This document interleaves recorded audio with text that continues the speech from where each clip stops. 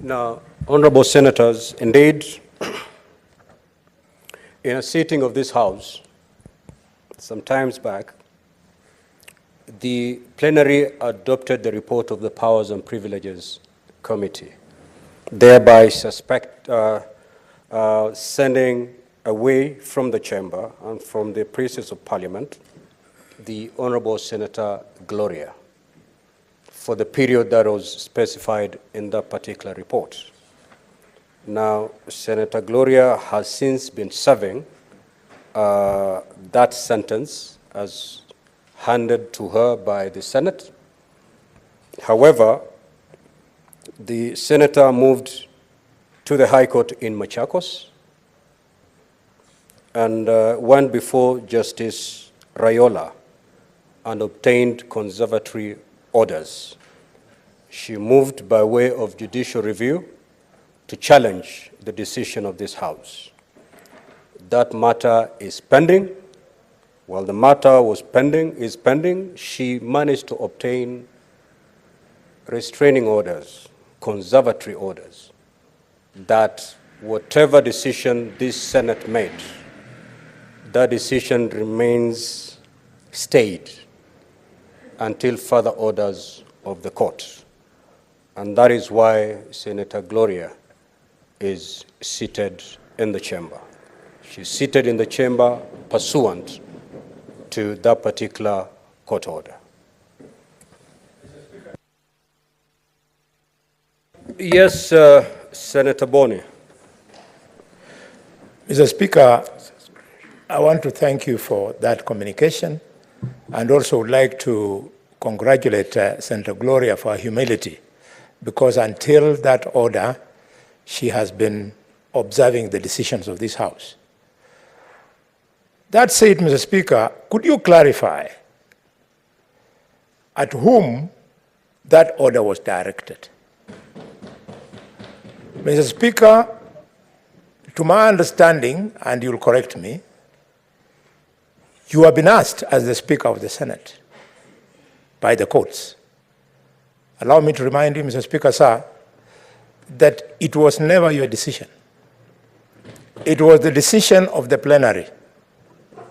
And if the decision of plenary must be vacated, it can only be vacated because a motion has been moved to vacate that decision of the House. So, if the court has purported to serve you, and in the absence of a motion which has received the majority support of the House, whereby it has rescinded that decision, Mr. Speaker, when then does our good Speaker find it possible to implement that court order, which apparently is limited to him? Yes, Senator Cherargei. Mr. Speaker, while we appreciate that the senator is within her right to move to court, in the decision of Justin Bundi Muturi in the last session, when some individuals tried to purport to injunct Parliament, the Speaker, who is AG, Speaker Emeritus AG of the Republic of Kenya, in a decision and ruling, especially in David Ochieng case, where the minority side, the ODM then, tried to whip David Ochieng, the current member of Ugenya, from sitting in some of the committees.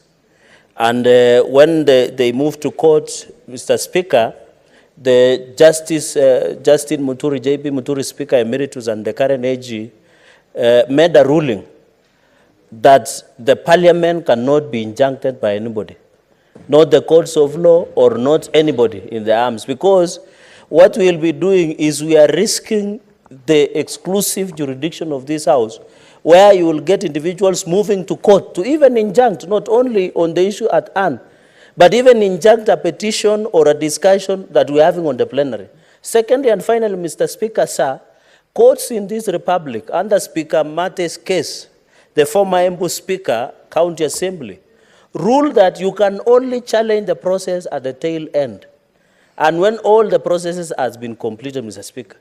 So was it in order to seek clarification so that tomorrow we don't get court orders against our committees, against ourselves and against our house, Mr. Speaker, because it is important to put this matter, and we'll need your guidance and wisdom to put this matter to rest. Was the court order against you as an individual, as a speaker, as a house? Was it against all of us who sat the decision on that day, Mr. Speaker? If those 5 to 6 issues can be converted, Mr. Speaker, and a ruling is made, we are risking the danger that when we will mention and the abuse of parliamentary privilege will be eroded, where when you mention somebody on the floor of the House, they rush to court and obtain a court order and injunct the House, which has never happened in the history of even Westminster Parliament and even parliamentary jurisdiction across the world, Mr. Speaker.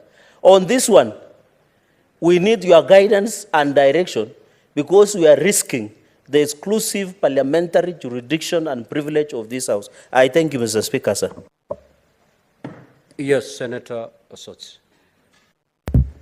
Mr. Speaker, I want to agree with the position taken by the colleagues who have spoken before me, and to say that in this country we have 3 arms of government. We have judiciary, we have legislature, and we have the executive.